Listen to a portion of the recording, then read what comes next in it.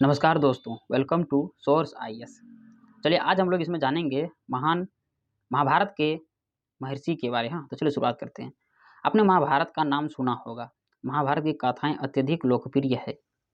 शायद अपने दूरदर्शन पर इसको देखा भी होगा। महाभारत जैसे महाकाव्य के रचयिता महर्षि वेदव्यास थे। चलिए अब हम लोग थोड़ा महर्षि वेदव्यास के बारे में कुछ जानते हैं। महर्षि वेदव्यास का जन्म यमुना नदी के किनारे एक छोटे से द्वीप में हुआ था। उनके पिता का नाम पराशर तथा माता का नाम सत्यवती था। व्यास के शरीर के रंग को देखते हुए उनका नाम कृष्ण रखा गया और द्वीप में पैदा होने के कारण उन्हें द्वैपायन कहा गया। आरंभ में वेद एक ही था। व्यास ने इसका अध्ययन किया और मंत्रों के आधार पर उन्होंने वेदों को 4 भागों में वर्गीकृत किया। इस प्रकार ऋग्वेद, यजुर्वेद, सामवेद और अथर्ववेद 4 वेद हो गए। व्यास जी ने वेदों को नया स्वरूप दिया, इसीलिए वे वेद व्यास कहलाए। महर्षि वेदव्यास विद्वान तपस्वी थे। इनका सबसे महत्वपूर्ण ग्रंथ महाभारत है। महाभारत में 18 पर्व हैं। महाभारत को 5वां वेद भी कहा जाता है। महाभारत की रचना उन्होंने लोक कल्याण की भावना से की थी। कहा जाता है कि महाभारत को लिखने के लिए गणेश जी से कहा गया। गणेश जी ने कहा कि मेरी एक शर्त है, मेरे लिखते समय मेरी लेखनी कलम रुकने न पाए। यदि यह रुक गई तो मैं लिखना बंद कर दूंगा। व्यास जी ने कहा ठीक है। उन्होंने इस तरह के श्लोक बोले कि जितनी देर में गणेश जी श्लोक को समझ कर लिख पाते, उतनी देर में व्यास जी अगला श्लोक सोच लेते। महाभारत के माध्यम से महर्षि वेदव्यास ने मनुष्य को सदाचार, धर्मचरण, त्याग, तपस्या और कर्तव्य पालन का तथा भगवान की भक्ति का संदेश दिया। इस ग्रंथ द्वारा वेदव्यास जी ने यह बताया है कि मनुष्य कठिनाइयों का सामना किस प्रकार कर सकता है और उन पर विजय कैसे प्राप्त कर सकता है। महाभारत के वन पर्व में उन्होंने लिखा है कि मनुष्य के पास सुख के बाद दुख और दुख के बाद सुख क्रमशः वैसे ही आते हैं जैसे रथ के चक्के की तिल्ली घूमती रहती है।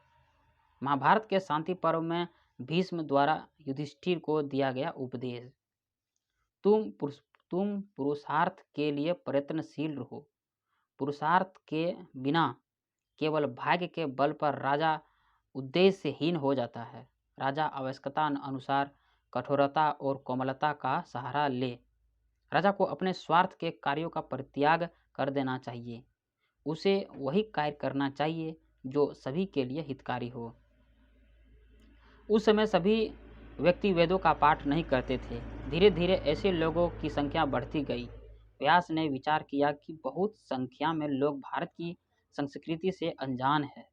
वेदव्यास ने पुराणों का संकलन किया और सभी के लिए सहज और सरल रूपों में पुराणों की रचना की। और महर्षि वेदव्यास की प्रमुख रचनाएं निम्नलिखित है। महाभारत, 18 पुराण तथा वेदांत दर्शन। 18 पुराणों में व्यास जी के द्वारा जो महत्वपूर्ण बातें बताई गई है वह परोपकार से पुण्य एवं दूसरे से पीड़ित करने से पाप की प्राप्ति होती है। तो चलिए अभी हम लोग इसके बारे पढ़ें। अब हम लोग दूसरा महर्षि बारे पढ़ते हैं। महर्षि सुपंच सुदर्शन। महाभारत काल में ही महर्षि वेदव्यास के साथ महर्षि सुपंच सुदर्शन का भी नाम लिया जाता है। वह एक वैष्णव संत थे। उनका जन्म लगभग 3290 ईसा पूर्व यानी कि फागुन माह में कृष्ण पक्ष की त्रयोदशी को वाराणसी में हुआ था। उनका बचपन का नाम सुदर्शन था। वह सुपंच के नाम से भी जाने जाते थे। सुपंच को शिक्षा दीक्षा आचार्य करुणामय द्वारा हुई। उनका मन बचपन से ही भक्ति में अधिक लगता था। वे दैनिक क्रियाओं को करने के बाद घंटों भर भजन और पूजन में लगे रहते थे। गुरु करुणामय ने उनके इस भाव को देखकर उन्हें ज्ञान, नीति एवं अध्यात्म की विशेष शिक्षा दी। विद्या प्राप्त करने के बाद सुपंच सुदर्शन भक्ति और सत्य की खोज में लग गए। दीन असहायों और सहायता और साधु सेवा को उन्होंने अपने जीवन का परम उद्देश्य बना लिया। महर्षि सुपंच उच्च कोटि के संत थे। उन्होंने जो शिक्षाएं दी वे आज भी ग्रहण करने योग्य हैं। उनमें से बोले थे कि ईश्वरों से डरो, इंसान से नहीं। बुद्धि, बल, रूप, सौंदर्य, धन का घमंड मत करो। सदैव दूसरों का उपकार करो, स्वाभिमान की हर कीमत पर रक्षा करो और संसार का सुख भोगने में ही मत लगे रहो, परलौकिक आनंद की प्राप्ति का भी प्रयास करो। महर्षि सुपंच सुदर्शन के आराध्य देव भगवान श्री कृष्ण के थे। इनका सारा जीवन परोपकार को समर्पित था। दिन दुखी एवं असहाय जन उनके पास शरण पाते थे। महर्षि सुपंच सुदर्शन का आश्रम इटावा जनपद के पंचनंदा टीले में अवस्थित है। यह था पूरा टॉपिक। आशा करता हूँ कि आपके बारे इसमें कुछ जानकारी आपको मिले होंगे। और भी पार्ट को हम लोग कंटिन्यू करेंगे। मिलते रहिए नेक्स्ट पार्ट में।